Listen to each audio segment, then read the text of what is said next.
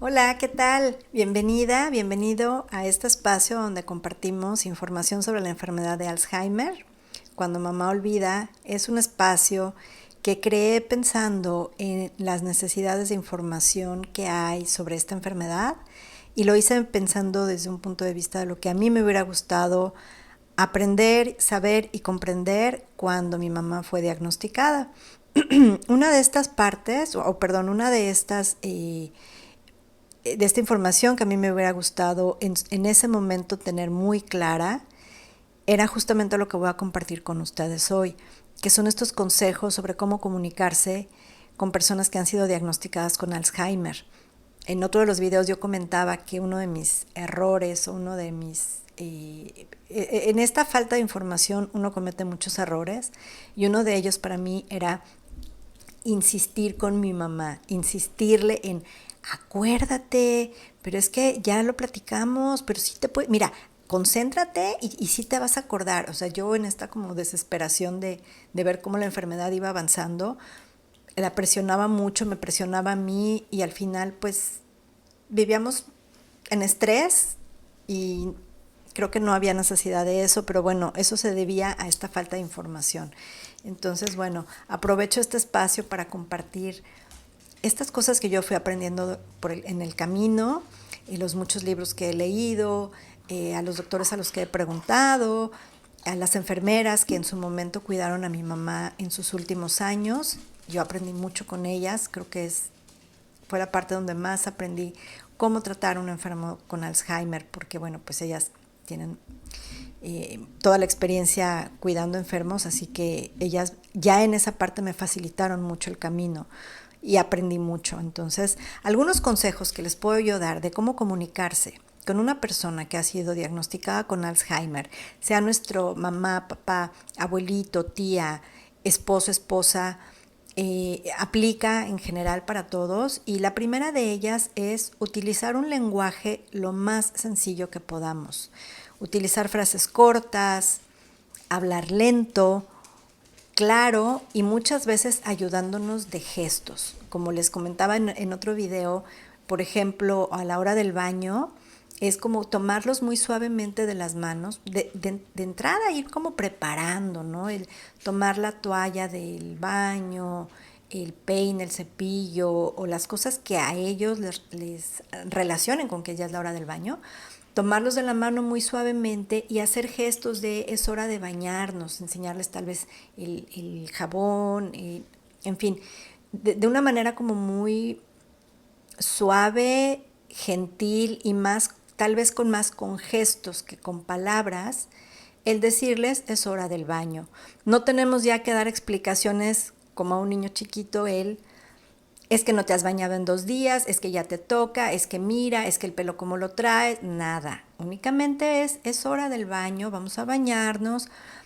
Tal vez se pongan un poco necios o difíciles, pero de una manera suave tenemos que llevarlos a la acción que queremos realizar con ellos en ese momento, lo cual me lleva al siguiente consejo, que es seguirlos tratando como adultos y con respeto, porque muchas veces al ir ellos perdiendo sus facultades cognitivas, al ir disminuyendo, van perdiendo la capacidad de expresarse, esta falta de palabras en el habla, uno asume que entonces uno los va a tratar como niños porque no tienen tal vez ya el vocabulario como tienen los niños pequeños.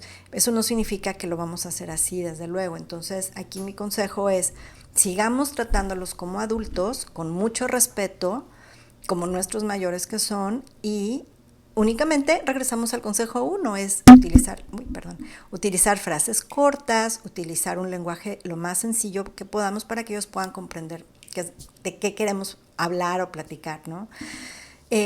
Ante las preguntas repetitivas, este sería el consejo número 3. Ante las preguntas repetitivas, créanme, no hay nada que hacer más que tener muchísima paciencia y evitar el mal humor. Porque yo lo sé, de verdad pasé por ahí y después me daba mucha culpa el decir por qué le contesté mal a mi mamá o por qué le dije, ya me preguntaste mamá. Pero de verdad llega uno al punto de decir, es que lleva 15 minutos preguntándome lo mismo, pero no hay nada que podamos hacer ante eso. De verdad, créanme, no hay nada que podamos hacer. Y ellos no lo están haciendo con ninguna intención ni de molestarnos, ni es simplemente la enfermedad la que está haciendo que ellos repitan una y otra vez la misma pregunta, porque para ellos en su cabeza, en sus ideas, ellos ya lo preguntaron, ya recibieron la respuesta que querían, pero inmediatamente la olvidaron.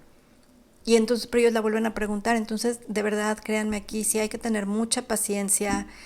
Evitemos las malas caras, el ya te dije, otra vez la misma pregunta, me acabas de preguntar. Y entonces únicamente recordemos, es la enfermedad la que está haciendo que nos repitan esta pregunta una y otra vez, ¿no? Entonces, bueno, ese sería un consejo que ante estas preguntas repetitivas. Otra, hay que captar su atención cuando le hablamos. Mirarle a los ojos, tal vez tomarle de la mano, porque conforme va avanzando la enfermedad, ellos van perdiendo como la conciencia del estar y lo van a ir viendo, tristemente uno lo va viviendo así, uno va viendo cómo su mirada cada vez se va perdiendo cada día un poquito más. Entonces, muchas veces uno les va a poder hablar, preguntar algo y no te van a responder porque no están conscientes de que uno está hablando con ellos. Entonces, acercarse de una manera muy suave, muy delicada, tomarlos de las manos y decirles es hora de comer, es hora de ir al baño, es hora de vamos a caminar, pero siempre acercándonos de una manera de verdad muy gentil, porque ellos están, su estado emocional es ahora mucho más frágil y lo que menos queremos es alterarlos, ¿ok? Entonces, otro consejo que me gustaría compartir con ustedes es no hablar como si ellos ya no estuvieran en la habitación. Muchas veces pasa esto de que ellos empiezan como ya a ya no estar presentes, tanto su mirada como su atención. Ellos están cada vez, pues, esta enfermedad va avanzando y lo podemos notar, pero eso no quiere decir que entonces uno va a seguir hablando y uno va a seguir la conversación con más personas como si ellos ya no estuvieran. Entonces aquí mi consejo es, tómenlo de la mano, ya no los vamos a poder integrar en la conversación. Es más, ellos de hecho se evaden porque no pueden. Con tantas ideas que se están platicando en una conversación, ya no pueden seguir esa conversación y entonces para ellos es más cómodo, me quedo sentadito y sentadita nada más escucho o me quedo aquí acompañando o sintiéndome acompañada. Aquí mi consejo es, tómenlo de las manos, nada más, tómenlo de las manos, sonríanle, abrácenlo, intégrenlo en la conversación, aunque no esté participando activamente en la conversación. Pero eso es algo muy bonito para ellos. Recuerden que lo último que ellos van a olvidar es este tacto humano, esta caricia, este apapacho, ¿ok? Entonces, bueno, otro consejo es tampoco hay que agobiarlos con opciones. ¿Qué quieres desayunar? Quesadilla, huevito, un sándwich, pan dulce, ¿qué? No, demos dos opciones y de manera clara y sencilla, ¿qué se te antoja desayunar o qué quieres desayunar? ¿A o B? Ya cuando llegan a una etapa más avanzada de la enfermedad, tal vez ya no va a ser necesario tener esta conversación y únicamente uno les va a poner el desayuno y ayudarlos o verificar que estén comiendo, que terminen su comida, ¿no? Entonces, bueno, ¿qué pasa cuando ellos quieren expresar algo? Cuando uno ve que ellos tienen la necesidad de decirnos algo, de comunicarse, y no encuentran las palabras. Es muy común. ¿Por qué? Porque ellos no encuentran las palabras, su velocidad de comprensión ahora es mucho más lenta. Entonces, lo único que podemos hacer aquí, una vez más, tener mucha paciencia. Recuerden que es la enfermedad la que está actuando, no nuestro ser querido. Y acercarnos, sentarnos junto a ellos, tal vez a lo mejor hasta un poquito más abajo de su mirada para que ellos se sientan cómodos, que no tengan que estar estirando el cuellito. Entonces ponernos a una altura, tal vez ojo a ojo o más abajito y decir qué necesitas, qué quieres, a lo mejor solo quieren platicar y tener paciencia y dejar que ellos se expresen lentamente, pero que se expresen como ellos se sientan cómodos, ¿ok? Otro consejo importante es no decirles lo que no deben hacer, únicamente indicarles qué deben hacer, ¿no? Es tan sencillo como es hora de que tomemos el baño, es hora de comer, de cenar, es hora del paseo, en fin, las actividades que ustedes tengan y que todavía pueda realizar su ser querido, únicamente dar las indicaciones, pero ya no estar encima de ellos con esto no lo puedes hacer, esto, la comida, ¿no? Esto no lo puedes comer porque te hace daño, porque acuérdate, porque simplemente ya no hay que tenerlo a la vista y esa es una manera de llevarla el día a día de una manera mucho más tranquila y sin estrés para el enfermo y para el cuidador. Y por último, intentar hablar de temas que recuerde, que le sean gratos, que disfrute o que haya disfrutado y que ustedes sepan. Puede ser algún programa de televisión, su infancia, la música que le gustaba, sus amistades, en fin, hay muchísimos temas que seguramente su ser querido disfruta y sería bonito, a mí me hubiera gustado en mi caso pues, seguir haciendo esto con mi mami, ya no es posible, pero si ustedes pueden, háganlo. Traten sobre temas que ellos recuerden y que les sean agradables. Yo recuerdo que mi mamá, ya en esta etapa, entrando a la etapa media, ella tenía como muchos pensamientos sobre cosas de su vida que no le gustaban. Y ella al recordarlos, eso que recordaba, sufría. Y me decía, es que me acuerdo cuando. Entonces empezaba ella a sentirse mal porque era revivir esa situación que a ella no le había gustado. Y entonces yo lo que hacía, porque yo notaba cómo ella se sentía mal, lo estaba pasando mal, era como si lo volviera a vivir. Lo que hacía era como empezar a cambiar discretamente el tema de conversación, ¿no? Empezar a distraerlo.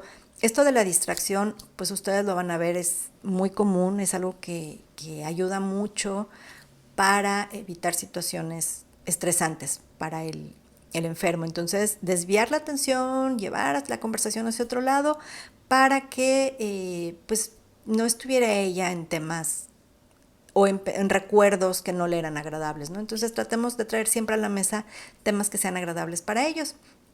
Y por último, me gustaría mucho decirles, esta parte no está nada bonita, pero, y fue muy difícil para mí, yo creo que fue de las partes más difíciles de esta enfermedad, es el ir perdiendo estas conversaciones. Yo con mi mamá tenía muchas conversaciones de todo, desde las cosas tal vez profundas de la vida hasta las más superficiales, divertidas, chistes, bromas, ya sabes que vas creando a lo largo de la vida estas bromas como muy, muy de familia. Y el ir perdiendo eso, para mí creo que fue lo más difícil. Y entonces, estén conscientes de esa parte, no todo es cuidado, no todo es preocupación, no todo es, o sea, me refiero a que esta enfermedad involucra muchísimas cosas más que el estar solamente al pendiente y al cuidado de nuestro ser querido. Esta parte que uno va perdiendo de esta intimidad con nuestro ser querido, estas conversaciones, estos momentos pues sí, de conversaciones que se van perdiendo, son muy tristes, es muy triste para el cuidador, es muy triste para la familia, el ya no poder compartir, el cada vez ir compartiendo menos, el que tu ser querido ya no se involucra tanto en las conversaciones y es muy triste, estén conscientes de eso, prepárense porque no es agradable, pero con información, como les decía, teniendo la información adecuada, va a ser mucho más fácil navegar a lo largo de esta enfermedad con nuestro ser querido. En fin, espero que esto les sea de mucha utilidad, de verdad lo deseo de todo corazón y que tengan un bonito resto de día.